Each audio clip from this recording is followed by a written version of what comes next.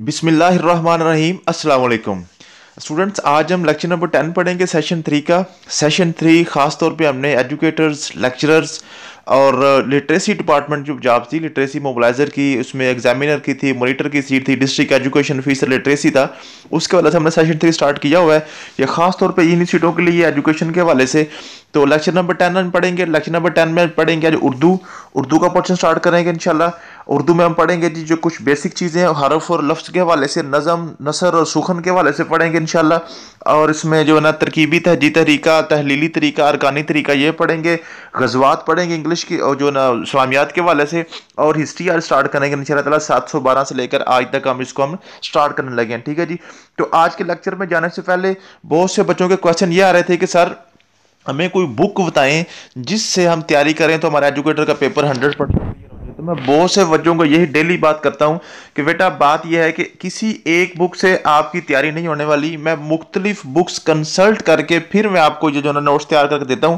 तो मैं सभी बच्चों से सिर्फ यही कहता हूं कि बेटा ये जो बुक्स है ना, सारी बुक्स को एक्सट्रैक्ट करके मैं नोट्स आपके लिए तैयार कर रहा हूं। तो मेरे नोट्स इंशाल्लाह ताला अल्हम्दुलिल्लाह इतनी वर्थ इन नोट्सों में है कि आप अगर इनको तैयार कर लें तो आपके 100% पेपर क्लियर हो जाएगा एजुकेटर के वाले से। तो बहुत से बच्चे फिर भी जिद थे कि सर हमें बताएं कि आपने कहाँ से जो है एजुकेशन का पोर्शन जो हमने मुकम्मल किया पिछले हफ्ते, तो आपने कहाँ से करवाया। तो ये जी मेरी थोड़ी सी बुक्स हैं, ठीक है, ये मेरी लाइब्रेरी है। तो एक ही शेल्फ है, इसमें अभी जो बुक्स हैं तो आस्ता आस्ता इंशाल्लाह ताला ये बढ़ जाएंगी। तो ये मेरी बुक्स पड़ी हुई हैं, तो मैं बहुत सी बुक्स जो है ना कंसल्ट करके फिर जाके अपने नोट्स तैयार करता हूँ। तो एजुकेशन के हवाले से जो मैंने आपको पढ़ाया है वो अल्लामा इकबाल ओपन यूनिवर्सिटी की लाइट मटेरियल जो मेरी बुक्स है ना, एमएड की, जब मैंने एमएड किया था तब मैंने ये बुक्स संभाल ली थी अल्लामा इकबाल ओपन यूनिवर्सिटी की। तो ये एक बुक मैंने आपको दिखाई है, ठीक है। और इन्हीं बुक्स को मैं सारा कंसल्ट करके मैंने आपको जो आपका एजुकेशन का जो पोर्शन है वो बिल्कुल शॉर्ट वे में स्मार्ट स्टडी करवा के आपको मैंने क्लियर करवाया। इसके तकरीबन 1277 सफ़ात है जी, ये हमारा अलाइड मटेरियल जो था अल्लामा इकबाल ओपन यूनिवर्सिटी का। इसी तरह की और भी काफ़ी तकरीबन मेरे पास 12-13 बुक्स पड़ी हैं अल्लामा इकबाल ओपन यूनिवर्सिटी का अलाइड मटेरियल की, एमएड के वाले से और बीएड के वाले से, ये मैंने कंसल्ट की हैं। और जो हमारी जनरल साइंस एंड एबिलिटी की बुक होती है, ये पीएमएस की, मियां मोहम्मद शफी की, आपको पता है ये बड़ी रिनाउंड बुक है, बड़ी इंपॉर्टेंट है और बड़ी जो ना मशहूर बुक है। यही मेरे पास है वर्ल्ड टाइम की पड़ी हुई। और उसके अलावा वर्ल्ड टाइम की मैंने एमपीटी की बुक जो है आपकी सीएसएस के स्क्रीनिंग टेस्ट के हवाले से, वो वाले मैं कंसल्ट करता हूँ साथ। मीन्स के ये जो मुख्तलिफ बुक्स को कंसल्ट करने के बाद फिर ये वाले नोट्स कंपाइल किए जाते हैं आप लोगों के लिए। तो मेरी आपसे गुजारिश है कि आप यकीन के साथ अल्लाह ताला पे ट्रस्ट रखें, अल्लाह पे यकीन रखें और अल्लाह ताला से दुआ करते रहें साथ साथ, और आप तैयारी करते रहें। इंशाल्लाह ताला आपकी पेपर 100% कवर करवाने की मैं गारंटी आपको देता हूँ। आपने जस्ट ट्रस्ट करना है और आपने मेहनत से, लगन से आपने मेरे साथ तैयारी करते जाना है। इंशाल्लाह ताला आपका पेपर क्लियर हो जाएगा। तो अगर पहली दफ़ा वीडियो देख रहे हैं तो ये मेरा नंबर है जी, आपके स्क्रीन पे चल रहा है 034366333103 034366333103। ये मैं आपको रिपीट कर देता हूँ, आप व्हाट्सअप कर लें, इंशाल्लाह ताला हम आपको अपने ग्रुप में ऐड कर लेंगे।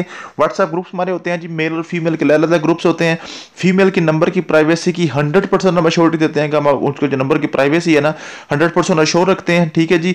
और फीमेल के ग्रुप्स में अलग होते हैं और हमारी टीचर भी फीमेल ग्रुप में फीमेल ही होती हैं। तो हम आपको इस तरह मेल और फीमेल के अलग अलग ग्रुप्स में डेली हमारा टेस्ट होता है, जो हमारा लेक्चर होता है, वीकली टेस्ट होता है, ठीक है। मीन्स के एक सिस्टमैटिक वे में हम आपको तैयारी करवा रहे हैं। तो आपने गवर्नमेंट जॉब्स, जो भी आपकी गवर्नमेंट जॉब है, वन पेपर एमसीक्यूज के वाले थे जो 100 मार्क्स का होता है, उसके हम पेपर की तैयारी अल्हम्दुलिल्लाह श्योरिटी के साथ, गारंटी के साथ करवाते हैं। तो आज हमने जी उर्दू का पोर्शन शुरू करना है। जैसा कि आपको पता है तो हमारा जो है ना, मैंने आपको बताया था कि एजुकेशन का पोर्शन तकरीबन आपका कंप्लीट हो गया। उसके साथ साथ हमने जो है ना जनरल नॉलेज की भी कुछ टॉपिक्स आपको साथ साथ करवा रहा हूँ। जैसे कल हमने वाइटामिन पढ़ा था और name of cities of Pakistan पढ़ा था। इसी तरह उन्होंने बहुत से ओवर टॉपिक भी किए हैं साथ साथ। तो आज हमने साथ उर्दू स्टार्ट किया जी, ठीक है। उर्दू की ग्रामर इंशाल्लाह ताला ये भी 2-4 दिनों में इसको मैं कंप्लीट कर दूंगा, मुकम्मल कर दूंगा, क्योंकि आपको पता है कि हर पेपर में उर्दू जो है ना 5 या 10 नंबर का लाजमी पोर्शन होता है। तो ये हम कवर कर लेंगे। और उसके साथ आज मैंने इस्लामियात का छोटा सा टॉपिक शुरू किया, साथ गज़वात, ठीक है। ये आप आज याद करेंगे, आज इसका आप टेस्ट देंगे। और साथ हिस्ट्री आज हमने स्टार्ट कर लिया जी, ठीक है। और इंशाल्लाह हिस्ट्री हमने 15 दिनों में मुकम्मल करनी है। ठीक है जी, ये नेक्स्ट जो 15 डेज है ना, 15 डेज में 712 मोहम्मद बिन कासिम से हम स्टार्ट हुए हैं और आज की डेट तक इंशाल्लाह ताला हिस्ट्री हम आपको, बहुत से बच्चों का ये क्वेश्चन था कि सर हिस्ट्री कैसे याद करें, और बहुत से बच्चों की सुजेशन भी ये थी कि सर हिस्ट्री के जो आप टॉपिक एकदम करवाते हैं ना वो याद नहीं होता, तो आप ऐसे करें थोड़ा थोड़ा करके हिस्ट्री को भी डेली के लेक्चर में डेली डोज में शामिल करते जाएं। तो आप मैंने भी यही तरीका जो है ना ये इसको हमने अप्रूव किया है कि डेली हम आपको हिस्ट्री के वाले से 2, 4 या 10 लाइनें जो है ना वो हम याद करवाया करेंगे और इंशाल्लाह ताला आपकी हिस्ट्री 15 दिनों में सारी कंप्लीट हो जाएगी। तो आज हमने उर्दू पढ़ना जी। उर्दू में सबसे पहले जी, उर्दू में हरूफ तहजी की तादाद पूछी जाती है आमतौर पे 37 है। ठीक है, और उर्दू की आवाज़ें जो है ना जी वो 47 है। ठीक है जी, ये आपने याद कर लेनी है, बड़ा इंपॉर्टेंट। अक्सर मैंने देखा है हरूफ तहजी की तादाद कितनी होती है और उर्दू की आवाज़ों की तादाद कितनी है, ये पूछा जाता है। उसके बाद सौती लिहाज के हरूफ की 2 अक़साम है जी, सही हरूफ और हरूफ इल्लत। ठीक है, सही हरूफ क्या होते हैं? सही हरूफ वो होते हैं जो आपके जैसे कॉन्सोनेंट होते हैं ना इंग्लिश में, ठीक है, और साथ उसके वाउल्स होते हैं। ठीक है, ए आई ओ यू। इसी तरह ये हरूफ इल्लत जो है ना, ये जो उर्दू के जो वाउल्स है ना आपके, अलिफ है, छोटी ये है, बड़ी ये और हमजा है, ठीक है, ये हरूफ इल्लत कहलाते हैं। ये खुद इनका कोई काम नहीं होता, जस्ट क्या करते हैं, 2 हरूफ को मिला के को बामानी उनका लफ्ज बना देते हैं। ठीक है जी, तो हरूफ को मिलाने के लिए जो इस्तेमाल होते हैं वो हरूफ इल्लत होते हैं। जो असल हरूफ होते हैं ना वो सही हरूफ हैं, जैसे बा है, पा है, काफ है, लाम है। ठीक है, तो ये खुद अकेले कुछ नहीं कर सकते सही हरूफ भी। ठीक है, वो क्या करते हैं, हरूफ इल्लत के साथ मिलके जो अल्फाज बनाते हैं। ठीक है जी, तो अल्फाज क्या होता है जी, मुंह से फेंकी गई कोई भी आपकी आवाज है ना वो आप लफ्ज कहलाती है। ठीक है,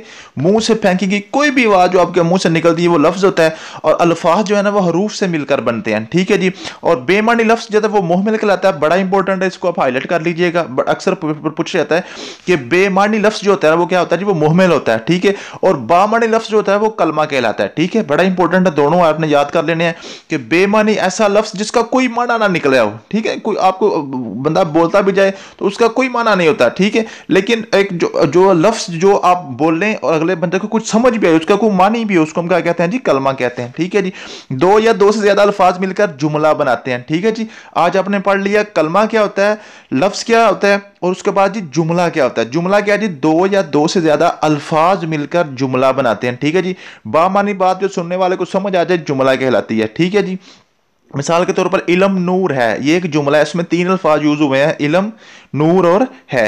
ठीक है जी, समझ आ गई है। उसके बाद आज हमने बात करना जी नज़म, नसर और सुखन की। ये बड़ा इंपॉर्टेंट चीजें अक्सर पूछी जाती हैं पेपर में, इनको मैं ब्रीफली तो इंशाल्लाह ताला यहाँ पे जो है ना ये जो आपका सिलेबस में नहीं है, इंशाल्लाह इसको हम ब्रीफली करवाएंगे जब लेक्चरर उर्दू का आपको क्लियर करवाएंगे ना। लेक्चरर उर्दू के वाले से जो है ना वो भी इंशाल्लाह ताला हम जब ये लेक्चरर की जॉब जैसा कि आपको पता है कि नियर फ्यूचर में आ रही हैं, वो PPSC में चली गई हुई हैं, तो लेक्चरर उर्दू और लेक्चरर मैथमेटिक्स इसके वाले से इंशाल्लाह ताला हम सेपरेट क्लास जरूर स्टार्ट करेंगे और उसको भी हम आपको कवर करवाने की, क्लियर करवाने की गारंटी भी करेंगे। लेक्चरर उर्दू और लेक्चरर मैथमेटिक्स। लेक्चरर उर्दू में ये सारी चीजें मैं आपको डिटेल के साथ कराऊंगा। आज सिर्फ आपको मैंने जनरल पेपर में करवाना चाहूंगे, तो इसमें सिर्फ यही चीजें स्मार्ट सी हैं, आपने इनको याद कर लेना। नज्म की जो है ना अक़साम, नज़म की 4 अक़साम हैं जी, कौन कौन सी, पाबंद नज़म और मुअर्रन नज़म, आज़ाद नज़म और सानेट। ठीक है जी, और ये सारी चीज़ें कौन कौन, पाबंद नज़म में क्या होता है, मुअर्रन नज़म में क्या होता है, आज़ाद नज़म में क्या होता है, ये सारी चीज़ें डिटेल में जो है ना लेक्चरर उर्दू के वाले से हैं। यहाँ पे आपकी जो ना, यहाँ पे इसकी जो ना, अगर मैं इसको डिटेल में पढ़ाना शुरू कर दूँ तो आपका वक्त ज़ाया करूँगा और कुछ भी नहीं करूँगा। ठीक है जी, सिर्फ आपने ये याद कर लेनी है। ठीक है, 4 इसकी अक़साम है। उसके बाद असनाफ नसर, नसर की कितनी, असनाफ कहते हैं जी किस्म को। ठीक है, अक़साम को असनाफ भी कहते हैं। ठीक है, तो नसर जो है ना ये किस्से और दास्ताने, नावल, अफसाना, ड्रामा, फिल्म और तंजो मज़ा, इंशाइया, मजमून, मकाला, खाका, सवाने निगारी और आबिदी, ये सारी नसर की इकसाम है। ठीक है जी, आम तौर पे पूछ लिया जाता है कि जो है ना अफसाना ये किसकी इकसाम है, नसर की है, सुखन की है कि नज़म की है। ठीक है, तो आपने याद करना ये आपकी नसर की इकसाम है। सुखन क्या होता है जी, सुखन है जी गज़ल, कसीदा, रुबाई, किता, मसनवी और मुस्मत। ठीक है, ये आपके सारे क्या है जी, ये सुखन है। समझ आ गई है जी। सुखन क्या होता है, सुखन आपने किसी किसी किसी के बारे में को बात करनी होती है, जनरल टॉपिक नहीं इसमें होता है। इसमें क्या होता है, एक किसी शख्स को, किसी इंसान को आप वहां पे जो है ना मुखातब कर रहे होते हैं। ठीक है, तो ये सनाफ सुखन है। उसके बाद उर्दू पढ़ना के तरीका तदरीस, ये बड़े इंपॉर्टेंट है, अक्सर पूछ लिए जाते हैं। तरकीबी तहजी तरीका, तरकीबी तहजी तरीका क्या होता है, जुज से कुल की तरफ जुज से कुल की तरफ, जिसको हम इंडक्शन मेथड कहते हैं इंग्लिश में। जुज यानी कि अज्जा यानी कि हिस्सा, हिस्सा से कुल की तरफ यानी कि छोटे से बड़े की तरफ जो आपने जाना, यानी कि हरूफ से अल्फाज की तरफ। बच्चे को पहले आप हरूफ पढ़ाएं, जैसे मस्जिद में पढ़ाए जाते हैं ना, जैसे अलिफ बे पे की पट्टी पढ़ाई जाती है पहले, उसके बाद फिर उसको आहिस्ता आहिस्ता जोड़ के अल्फाज पढ़ाना शुरू करते हैं, फिर आहिस्ता आहिस्ता पूरी लाइन पढ़ता है, फिर बच्चा वो जो है ना कुरान मजीद पढ़ना शुरू हो जाता है। ये क्या होता है जी? तरकीबी तहजी तरीका, यानी कि हरूफ से अल्फाज की तरफ। ठीक है, तो ये बड़ा इंपॉर्टेंट है, पूछ लिया जाता है कि हरूफ से अल्फाज की तरफ पढ़ाने का जो तरीका होता है वो क्या कहलाता है जी? तरकीबी। तरकीब होता है जोड़ना, ठीक है, तरकीब जोड़ना। उसके बाद तहलीली तरीका, तहलीली या तहलील होता है जी तोड़ना, तहलील करना, तोड़ना। क्या मतलब है? कुल से जुज की तरफ। इसमें क्या होता है? इसमें पहले बच्चे को आपने अल्फाज सिखाने हैं, उसके बाद उसके आपने उसके जोड़ सिखाने हैं, यानी कि आपने उसको जो जोड़ तोड़ है ना, बाद में उसको हरूफ को अलग अलग करके सिखाना, यानी कि अल्फाज से हरूफ की तरफ जाना। ऊपर क्या था? हरूफ से अल्फाज की तरफ, नीचे आ जी अल्फाज से हरूफ की तरफ। मीन के पहले आपने लफ्ज सिखा देना, फॉर एग्जाम्पल लफ्ज ही सिखा दिया, लफ्ज, तो लफ्ज की आपने उसको पढ़ा दिया पहले लफ्ज, फिर उसके बाद इसमें आप अलग अलग करवाएंगे लाम, फे और जोए। ठीक है जी, फॉर एग्जाम्पल मैं लिख रहा हूँ जी नज्म, तो नून, जोए और मीम।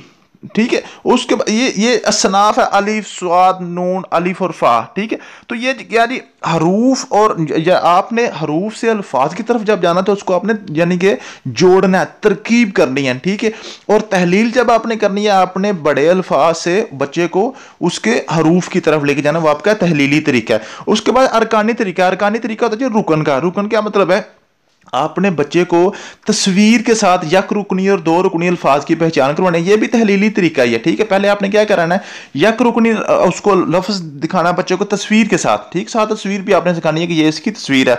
या दो रुकनी लफ्ज आपने जो ना उसको देने हैं, पहले यक रुकनी फिर दो रुकनी। ठीक है, उसके बाद फिर आस्ता आस्ता आपने जो ना अरकान बढ़ाते जाने हैं, लफ्ज के अरकान, यानी कि पहले आपने यक रुकनी लफ्ज बच्चे को सिखाना है, फिर आपने दो रुकनी लफ्ज पे तीन रुकनी, यानी कि ऐसे आस्ता आस्ता आप बड़े अल्फाज उसको बताते जाएंगे, और उसके बाद फिर आप बतदरीज जुमले बनाते जाएंगे। मीन्स के, और इसमें एक जो है ना, ये बड़ी इंपॉर्टेंट चीज ये पूछी जाती है, बीनो गो। ठीक है, बीन होता है देखना और गो होता है जाना, यानी कि चलो गो होता है बोलना उर्दू में, गो, सॉरी ये इंग्लिश वाला नहीं है, गोई है ना, सच, गोई सच बोलना। ठीक है, तो गोई होता है जी बोलना। तो बीनो गो क्या मतलब? ये देखो, पहचानो और बोलो। ये बड़ा इंपॉर्टेंट है, अक्सर ये पूछ ली जाती है टर्म। ठीक है, बीनो गो का क्या मतलब है? बीन देखो, और गो क्या है जी? आप बोलो, देखो और देखो, देख के पहचान के आप बोलो। तो ये आपका अरकानी तरीका होता है। ठीक है जी, ये सारे एक एक लाइन में आपके पास 3 से 4 एमसीक्यूज हैं, आपने इसको अच्छी तरीके से हर एंगल से आपने देख लेना है।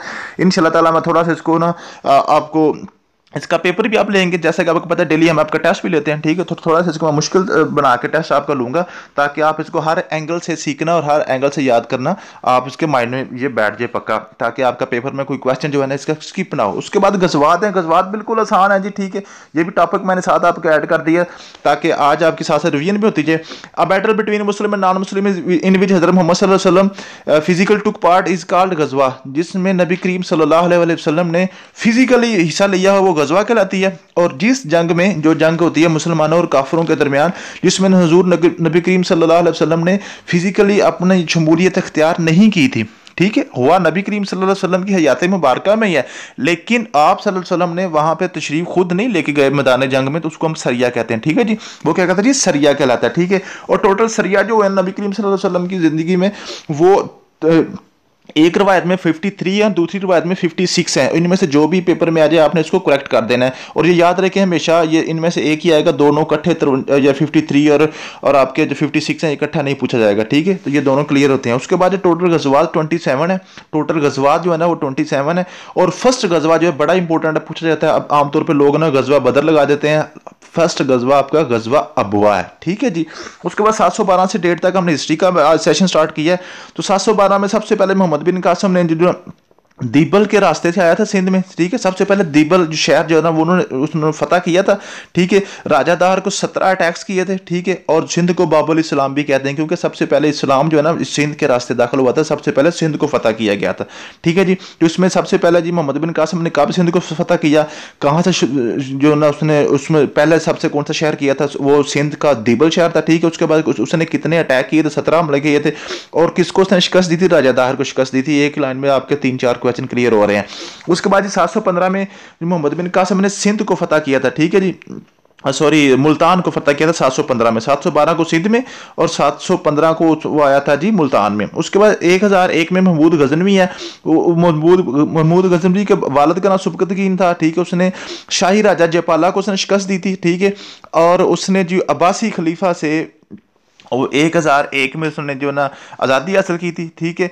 और जो very first title of sultan था ना वो गजनवी के लिए बनाया था, ठीक है जी। सबसे पहले जो सुल्तान का लक़ब जिसको मिला था ना, सुल्तान का लक़ब यानी कि जैसे बादशाह के लिए बोला जाता है ना जी, तो सुल्तान का लक़ब सबसे पहले गजनवी के लिए बोला गया था, महमूद गजनवी के लिए। और उसके बाद 1026 में महमूद गजनवी ने जी सोमनाथ का मंदिर जो है ना, टेम्पल ऑफ सोमनाथ, उसको उसने फतह किया था। 17 अक्टूबर 1026 को उसने सोमनाथ का मंदिर तोड़ दिया था, ठीक है। ये बड़े इंपॉर्टेंट चारों लाइनें इसमें आपके पास तकरीबन 4 से 5 ये लाइनें सिर्फ, और ये 10 से 12 इसमें एमसीक्यूज आपके क्लियर हो रहे हैं। आपने हर इसको एंगल से याद कर लेना है।